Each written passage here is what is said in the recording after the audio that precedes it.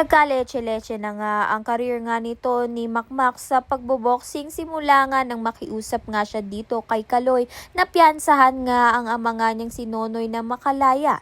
Dahil dito, kontrolado na nga ni Kaloy ang bawat galaw nga nito ni Makmak. Dahil dito, uumpisahan na nga ni Kaloy na sirain nga ang buhay nito ni Makmak.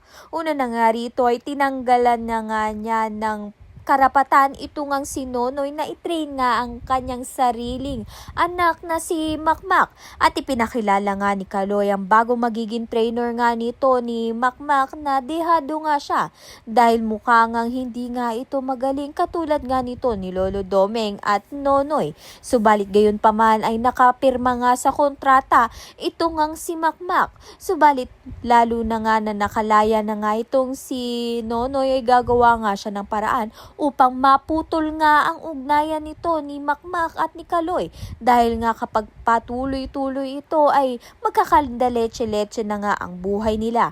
Kaya naman nga dahil dyan, yan at iba pa ang dapat nating pakaabangan. Maraming salamat sa iyong panonood.